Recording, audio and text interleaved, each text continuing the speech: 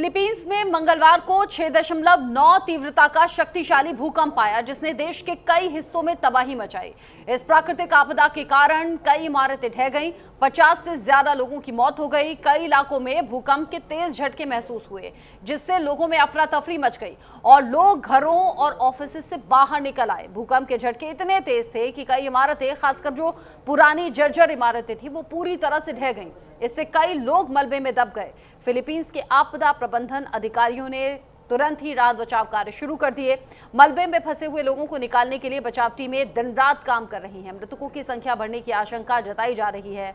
Report देखिए।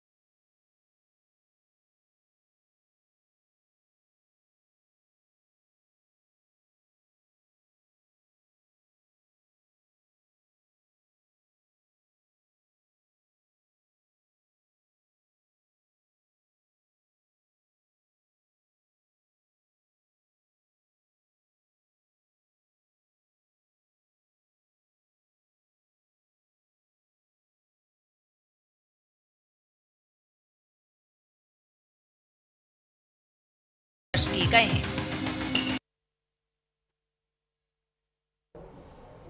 जिस तरीके से फिलीपींस में भूकंप आया, यहां मरने वालों की संख्या बढ़ती चली जा रही है। राहत बचाव का काम जारी है, लेकिन सवाल ये, अभी पिछले कुछ दिन में हाल ही में अलग अलग हिस्सों में देश और दुनिया के भूकंप के झटके महसूस किए गए हैं। क्या ये किसी बड़ी आपदा का संकेत है या फिर क्या सावधानी रखनी चाहिए? मेरे साथ में खास मेहमान जुड़ गए हैं। इसे हम और करीब से और साधारण भाषा में समझते हुए अपने दर्शकों तक पहुंचाएंगे। आनंद आर्य जी मेरे साथ में हैं, पर्यावरणविद के तौर पर। अनिल सूद जी हैं मेरे साथ में, पर्यावरणविद के तौर पर। आप दोनों का ही न्यूज इंडिया पर बहुत स्वागत।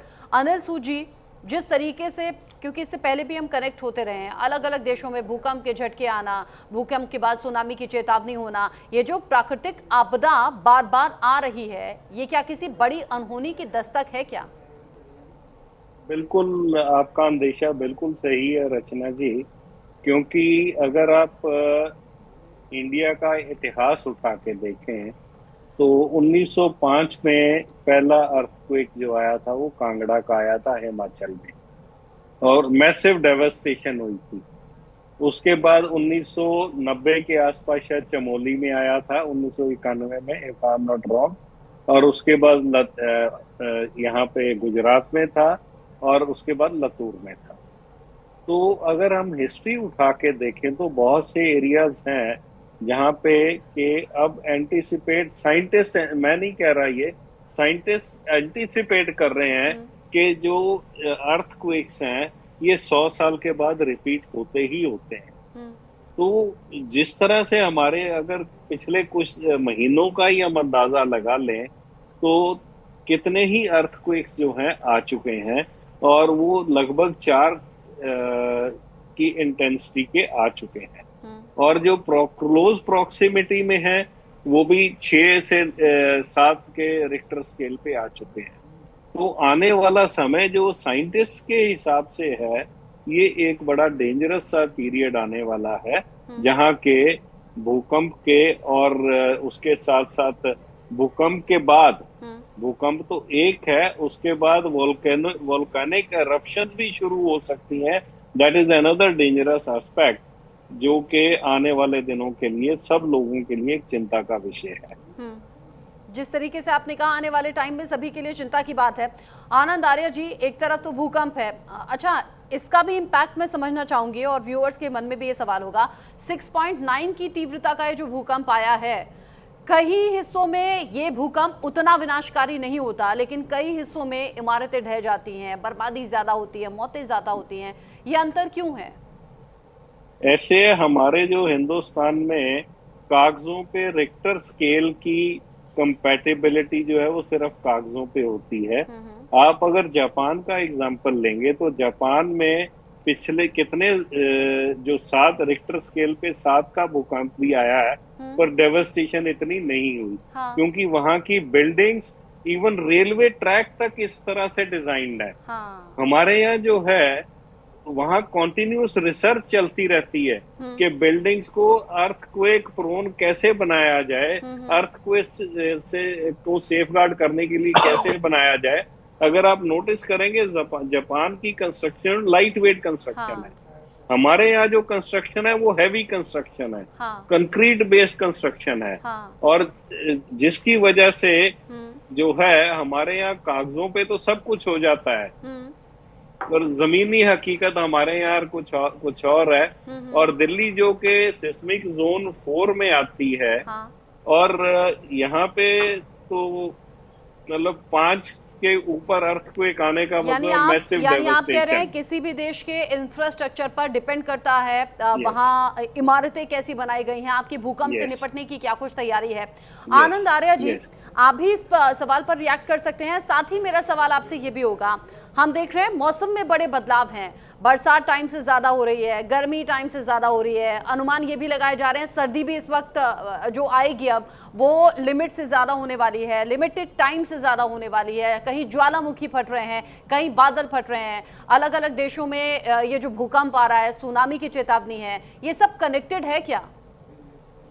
देखिए, हमारी जो प्रकृति है और जो हमारे जो नेचुरल फिनोमिना है, ये तो एस्टैब्लिश्ड फैक्टर्स हैं कि अगर हम ऐसा करेंगे तो उसका ऐसा रिजल्ट आएगा। जैसे हमारे यहाँ अब हम क्लाइमेट चेंज की बात करना तो शायद छोड़ दें, अब तो हम जितनी भी हमारी जलवायु प्रणाली है वो ध्वस्त हो चुकी है और उसकी बात करनी है और उसको तो रिस्टोर करना है।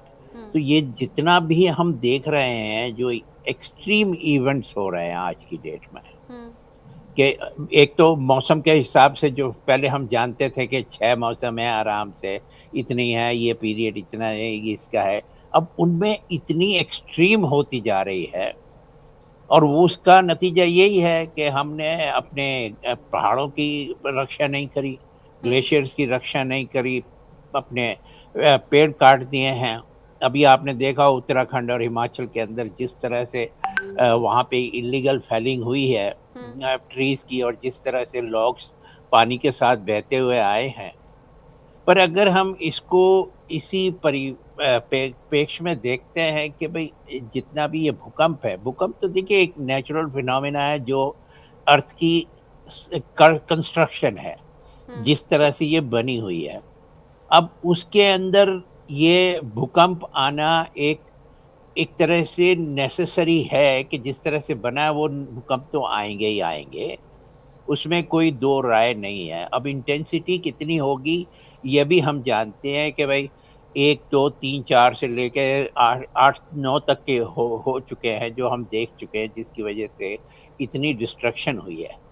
हाँ, जैसे अभी सूद साहब ने भी कहा कि जो इसके पैरामीटर्स हैं बनाने के, जो आप अगर आरसीसी का भी बना रहे हैं, पर सॉलिड बना रहे हैं, तो उसके अंदर भी आपकी उसकी जो फाउंडेशंस हैं वो उसके जितना, अगर हम ये कहते हैं कि सीस्मिक जोन 4 की बात कर रहे हैं, तो अगर हम सीस्मिक जोन 5 के हिसाब से बनाएं तो उस तरह का जो डिस्ट्रक्शन हम देख रहे हैं वो नहीं होगा। अब जैसे आपको एक एग्जांपल मैं देता हूँ, सीस्मिक जोन 4 में हैं हम, और जैसे हमारा कॉमनवेल्थ गेम्स विलेज जहाँ पे बना हुआ है अक्षरधाम के बिल्कुल सामने दिल्ली में, इसके नीचे 67 मीटर 67 मीटर्स का सैंड है। इससे पे जबकि आपका मतलब जो रॉक बेड है यमुना रिवर का वो 67 मीटर नीचे है, और अगर वहाँ पे हमने सीस्मिक जोन 4 को पूरा सीरियसली उसके हिसाब से फाउंडेशंस नहीं बनाई हैं तो ये डिस्ट्रक्शन होना ही होना है, और ये हो रहा है। जापान में बड़ा ऑनेस्टली वहाँ काम होता है, मैंने देखा है।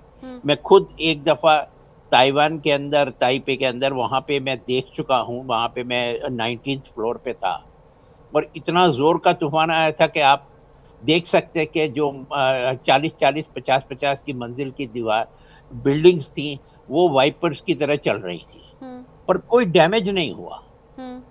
अब इंडिया के अंदर अब ये कितना हम कर पा रहे हैं, कितना हमारे यहाँ अनफॉर्चुनेटली ये कहते हुए अच्छा तो नहीं लगता, पर करप्शन एक बहुत बड़ा फैक्टर है कि हमें कॉस्ट बचानी है। बिल्डर्स ने इधर उधर पैसे दिए और इंजीनियर्स ने पैसे ले लिए, और ये खबरें हम रोज देख रहे हैं। कभी नोएडा में देखते हैं, कभी मुंबई में देखते हैं, कभी पुणे में देखते हैं, कभी कहीं भी देखते हैं, साउथ में देखते हैं, कहीं भी देखते हैं। तो जब तक ये बंद नहीं होगा और हम ऑनेस्टली नहीं बनाएंगे, तो जो भी हमने आपदा प्रबंधन के लिए अपनी सॉल्यूशंस ढूंढी हुई हैं, हाँ। जैसे नेशनल डिजास्टर रिलीफ फोर्स जितनी है, स्टेट की हैं, ये बहुत ही अच्छा कदम लिया गया है सरकार की तरफ से, और इसकी वजह से हमारा रिलीफ तो हो जाएगा, पर रिलीफ तो तब होगा ना जब आपका डैमेज वहां पे हो रहा है, जैसा कि हमने देखा उत्तराखंड के अंदर, हमने देखा हिमाचल के अंदर। तो इनको हमें, इसके लिए हमें बहुत सीरियसली सोचना होगा, क्योंकि भूकंप कहीं जाने वाले नहीं है, बिल्कुल ये पक्का है। और जिस तरह से हमने जलवायु प्रणाली को डिस्ट्रॉय कर दिया, ध्वस्त कर दिया है, उसके हिसाब से कहीं ना कहीं भूकंप के ऊपर भी इनका हिस्सा पड़ेगा। क्योंकि देखिए जैसे जैसे अब भूकंप कहाँ, जैसे आप पैसिफिक रिंग ऑफ फायर की बात कर रहे हैं, हाँ। ये क्या है? ये समुद्र के नीचे है। अब इमेजिन करिए, मैं साइंटिस्ट नहीं हूँ, पर मैं ये सोच सकता हूँ कि अगर वहाँ पे टेम्परेचर 2 डिग्री बढ़ जाता है तो क्या होगा? कि दुनिया के जो अलग अलग 90% देश हैं वो रिंग ऑफ फायर के क्षेत्र में ही आते हैं। दुनिया के 90% जो भूकंप हैं वो इसके इर्द गिर्द आते हैं। अब जिन जिन देशों का हम जिक्र कर रहे हैं, उन देशों में जो अभी की लिस्ट में देख रही हूँ उसमें भारत तो नहीं है। तो क्या भारत को थोड़ा सा रिलैक्स होने की जरूरत है क्या? क्योंकि रिंग ऑफ फायर के आसपास के क्षेत्रों में ही 90% भूकंप आते हैं। नहीं, ऐसा नहीं है, भूकंप तो आएंगे, हर जगह आएंगे इसमें, पर जो आप कह रहे हैं ये चेतावनी है हमारे लिए भी कि जो जो हमारे यहाँ बिल्डिंग बाई लॉज हैं कि बिल्डिंग्स कैसे बननी चाहिए, किस मटेरियल की बननी चाहिए, उसके अंदर हम जितना नेचुरल स्टेट की तरफ जा सकते हैं, जितनी हल्की बिल्डिंग बना सकते हैं, और उसमें भी हर बिल्डिंग का जो फाउंडेशन का सिस्टम है हमें उसको दुरुस्त करना होगा। और इसके लिए जो कदम उठाने हैं वो उठाने ही पड़ेंगे। इसमें ये तो चेतावनी वहां से आ रही है, इसमें कोई दो राय नहीं है। यानी चेतावनी को हम सावधानी के तौर पर देखें, और जाहिर सी बात है आम लोग क्या कर सकते हैं भाई, डूज डोंट जो बताए जाते हैं वो कर सकते हैं, लेकिन जो मेन काम है वो शासन प्रशासन का है कि आने वाली आपदा से कैसे बचना है, कैसे नुकसान को कम किया जा सकता है, जैसे बाकी देश कर रहे हैं वैसे हम क्यों नहीं। अनिल सूद जी, रिंग ऑफ फायर का जिक्र भी आनंद सर कर रहे थे। जिस तरीके से रिंग ऑफ फायर के इर्द गिर्द 90% जो भूकंप आते हैं, उन भूकंप के खतरों को अलग अलग देश पहले से आगाह भी होते हैं, पहले से तैयारी भी होती है। हमारी तैयारी कुछ कम रह जाती है क्या, जो छोटी आपदा में भी बड़ा नुकसान हम झेलते हैं? आपने रचना जी देखा होगा हाल ही में धराली में क्या हुआ, आपने किश्तवाड़ में देखा होगा क्या हुआ। हमारे जो नेशनल डिजास्टर मैनेजमेंट अथॉरिटीज हैं, जो स्टेट डिजास्टर मैनेजमेंट अथॉरिटीज हैं, उनके साथ डिस्ट्रिक्ट एडमिनिस्ट्रेशन का कोऑर्डिनेशन अगर आपने देखा होगा बिल्कुल मिसिंग है। आईएमडी वार्निंग देता है, आईएमडी जब वार्निंग देता है तो उसको कौन सीरियसली लेता है? क्या डिस्ट्रिक्ट मजिस्ट्रेट उसके ऊपर सोचता है? अगर डिस्ट्रिक्ट मजिस्ट्रेट सोचेगा तो क्या उसने एनडीएमए को कॉन्फिडेंस में लिया? क्या लोकल एसडीएम को कॉन्फिडेंस में लिया? क्या वो कम्युनिकेशन पुलिस के पास गई? वो नेटवर्क हमारे यहाँ है ही नहीं। जो हाल के हमने जो देखे हैं इंसिडेंट्स, जिनमें के मैसिव डिस्ट्रक्शन भी हुई है, लाइफ बहुत सारी जिंदगियां लील गए, ये सारे जो हाल ही में क्लाउड बर्स्ट वगैरह हुए हैं। तो नेशनल डिजास्टर मैनेजमेंट, जैसे आर्या साहब कह रहे हैं, उनका रोल तो बाद में आता है, वो मैनेजमेंट है। यहाँ नेशनल डिजास्टर प्रिवेंशन अथॉरिटी होनी चाहिए कि जो इन सब चीजों को पहले देखे कि डिजास्टर को प्रिवेंट कैसे करना है। हमारे यहाँ प्रिवेंशन की पॉलिसी नहीं है। हमारे यहाँ पॉलिसी है सांप चला जाएगा, उसके बाद हम उसकी लकीर को पीटेंगे। अनफॉर्चुनेट पार्ट ये है। और हमारे यहाँ जो हिंदुस्तान में अर्थक्वेक आते हैं वो यूरेशियन और हिमालयन प्लेट्स के टकराने की वजह से आते हैं, तो उसका रिंग ऑफ फायर से कुछ लेना देना नहीं है। और वही जब ये प्लेट्स आपस में टकराती हैं, तो आपने नोटिस किया होगा, जो कि पीछे कई सालों से आ भी रहा है, कि हिमालय की ऊंचाई बढ़ जाती है और बढ़ रही है। और सबसे बड़ा डेंजरस सिग्नल वही है कि जब यूरेशियन और हिमालयन प्लेट्स आपस में टकराती हैं, उनकी वजह से अर्थक्वेक इंडिया में ज्यादा आते हैं। रिंग ऑफ फायर की वजह से इंडिया में अर्थक्वेक नहीं है। अच्छा, जो हिमालय की ऊंचाई बताने वाली बात आप कर रहे हैं, कैसे ये बड़ा खतरा हो सकता है इन फ्यूचर? देखिए, यूरेशियन प्लेट और हिमालयन प्लेट जब एक दूसरे से टकराती हैं, एक प्लेट वजन से नीचे चली जाती है, तो जब वो नीचे चली जाएगी तो दूसरी प्लेट ऊपर उठेगी। तो जब वो दूसरी प्लेट ऊपर उठती है तो वो ऊंचाई बढ़ेगी। तो पिछले कुछ सालों में हिमालय की ऊंचाई जो है कुछ एक सेंटीमीटर हर बढ़ रही है। तो that is another dangerous signal. यानी कि जो अगला डेंजर जोन है वो हिमालय के आसपास के हिस्से हैं। अब जिस तरीके से पर्यावरण में जो चेंजेस आ रहे हैं, अनिल सूद जी, जो पर्यावरण में चेंजेस आ रहे हैं, उसमें जिन डूज ड्रोन पर हम बात कर रहे हैं, या फिर जो सरकार को करना चाहिए, वो ऐसा तो है नहीं कि रातों रात हो जाएगा। फिर चीजें बदलने में भी टाइम लगेगा ना, ये टाइम टेकिंग होगा। तब तक जो परेशानी है, जो बर्बादी है, वो तो आती रहेगी। रचना जी, लाइफ और एनवायरनमेंट में रीटेक कभी नहीं होता। एक बार जो हो गया, you can not undo that. और हमारी ब्यूरोक्रेसी इतनी सेंसिटिव नहीं है, इतनी समझदार नहीं है, आई एम सॉरी टू से, कि जो किसी भी चीज को प्रिवेंटिव नजरिए से देखते हैं। नहीं तो वही सुप्रीम कोर्ट जिसने शिमला का मास्टर प्लान क्लियर किया था 2041 का, वही सुप्रीम कोर्ट 6 महीने बाद कहती है कि अगर इस तरह से हिमाचल में डेवलपमेंट होती रही तो हिमाचल नक्शे से गायब हो जाएगा। क्यों? क्या हम कंसिस्टेंट नहीं हो सकते? क्या हम प्रिवेंटिव, जैसे आर्या साहब ने बताया कि कितनी लकड़ियां जो हैं, कितने पेड़ जो कट के पौंग डैम में आए, पंडोर डैम में आए, वो क्या इंडिकेट करते हैं?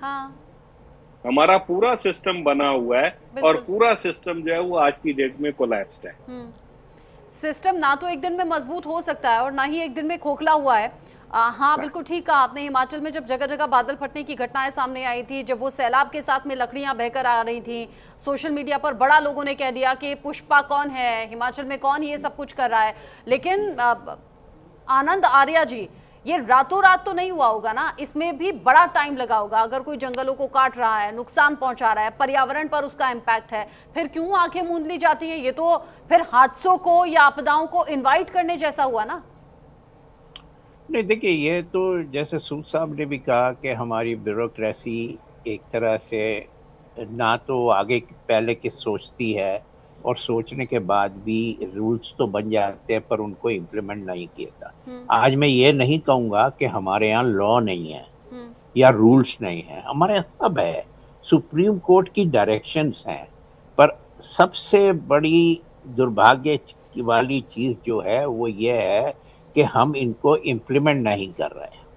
अब जैसे सुप्रीम कोर्ट का अभी सूद साहब ने भी बताया कि शिमला का मास्टर प्लान आपने अप्रूव कर दिया।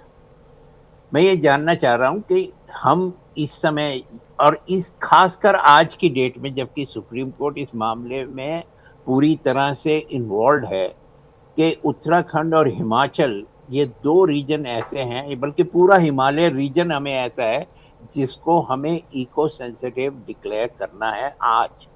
और जहाँ पे कंस्ट्रक्शन है आज, वहाँ पे इमीडिएटली कंस्ट्रक्शन स्टॉप होनी चाहिए।